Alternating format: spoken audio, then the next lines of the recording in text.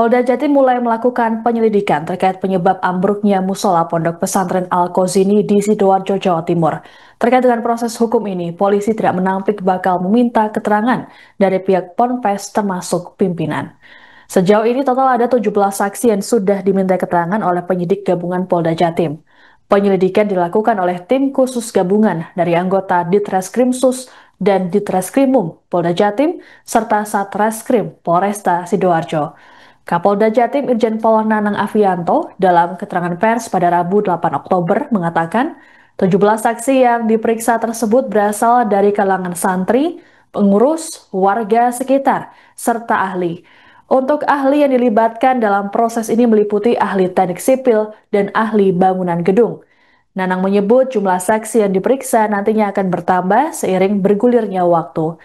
Lebih lanjut dikatakan oleh Nanang terkait pemeriksaan terhadap pimpinan Ponpes bakal diagendakan.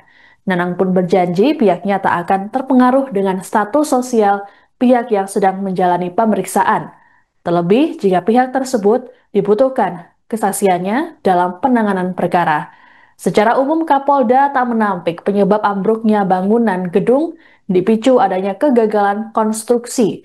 Meski begitu, polisi masih harus melakukan penyelidikan mendalam untuk memastikan detail terpenting penyebab ambruknya bangunan yang menewaskan puluhan santri itu. Adapun penanganan kasus ini akan berpedoman pada konstruksi hukum atas pasal 359 KUHP dan atau pasal 360 KUHP mengenai kelalaian yang menyebabkan kematian dan atau luka berat. Selain itu juga polisi menerapkan pasal 46 ayat 3 dan atau pasal 47 ayat 2 UU nomor 28 tahun 2002 tentang bangunan gedung terkait persyaratan teknis bangunan. Dan kemudian langkah-langkah yang sudah kami lakukan di sini, kami sudah melakukan pemeriksaan kurang lebih 17 ya saksi-saksi ini. Namun tentunya nanti akan terus berkembang. Dan kemudian pemeriksaan lanjutan pun juga kita akan minta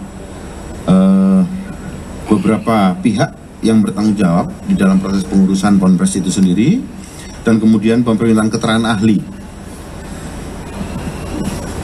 Jadi meminta ahli untuk minta keterangan resmi dari ahli teknik sipil, ahli bangunan, gedung, untuk menganalisis penyebab pasti mengenai kegagalan konstruksi. Begitu juga ahli hukum pidana yang memperkuat unsur-unsur pidana yang dipersangkakan, dan kemudian tindak lanjutnya hari ini pun juga rencana kami melakukan kegiatan gelar perkara untuk meningkatkan dari penyelidikan ke penyidikan. Jadi ini yang bisa saya sampaikan kepada rekan-rekan. Jadi ini juga mungkin juga pembelajaran bahwa di dalam membuat apapun harus ada perencanaan yang baik, perencanaan yang matang. Begitu juga dengan pengawasan, supaya tidak terjadi ke depannya. Karena saya yakin, saya juga membaca dari running stack itu, dari sekian puluh ribu, ternyata masih ada hanya 50 yang berimpi, tentunya membuat kami prihatin. Dari 17 saksi itu yang masuk ke tahap sidik atau penyidikan itu berapa orang? Sehingga nanti akhirnya menjadi bahan untuk gelar perkara. Ya, nanti secara teknis dari Dirkrimum ini kan masih di dalam proses pendalaman dari keterangan-keterangan yang ada. Nah, tentunya nanti setelah hasil gelar akan ditentukan siapa saja yang bisa dikatakan dalam proses penyidikan ini. Saksi, kalau misalkan untuk pimpinan Ponpes sendiri apakah sudah dipanggil dan kemudian apakah sudah mengarah ke tersangka berapa nantinya akan? Ya, nanti perjalanannya proses itu. Pimpinan Ponpes sudah dipanggil? Belum. Kan kami manggil dulu keterangan-keterangan dari saksi-saksi. Nanti semuanya pasti akan mengarah kepada siapa yang bertanggung jawab di situ. Semua itu ada mekanismenya, dan kami pun sudah melaksanakan prosedur-prosedur itu. Dan kemudian begitu juga di dalam progresnya nanti akan kami sampaikan kepada rekan-rekan supaya rekan-rekan bisa mengetahui secara pasti bahwa inilah progres yang akan kami lakukan di dalam proses penyelidikan yang dijalani dengan penyidikan mengenai kejadian ini, ya. Tim DVI berhasil mengidentifikasi sebanyak 6 jenazah korban tragedi ambruknya musola Pondok Pesantren Al-Qazini, Sidoarjo, Jawa Timur pada Rabu 8 Oktober malam. Ini artinya sudah ada total 40 jenazah korban yang sudah diidentifikasi.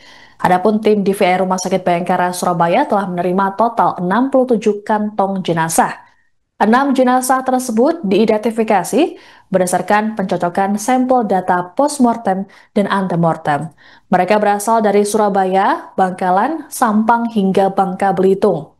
Kabidokes Polda Jatim Kombes Pol Dr. Kusnan Marzuki menerangkan, pihaknya banyak terbantu dengan bahan data foto korban semasa hidup yang menunjukkan gambar gigi. Melalui data tersebut, pihaknya dapat mendeteksi struktur, karakteristik, dan corak gigi dari korban semasa hidup untuk dicocokkan dengan kondisi jenazah. Sementara itu, Kepala Pusat Data, Informasi, dan Komunikasi Kebencanaan BNPB, Abdul Muhari, dalam rilis pada Rabu malam mengungkapkan, masih ada 21 jenazah dan 5 potongan tubuh yang perlu dipastikan identitasnya. Muhari mengatakan seluruh jenazah yang sudah dikenali telah diserahkan pada pihak keluarga atau wali santri untuk dimakamkan di kampung halaman masing-masing. Ia menegaskan bahwa proses identifikasi oleh tim DVI Polri terus dilakukan guna memastikan seluruh korban terdata akurat. Adapun selama proses identifikasi di Rumah Sakit Bayangkara Surabaya, keluarga dan wali santri terus menunggu di halaman rumah sakit. Pihak BNPB bersama pemerintah daerah setempat juga turut menyediakan layanan kebutuhan dasar hingga bantuan psikososial untuk keluarga korban yang menunggu.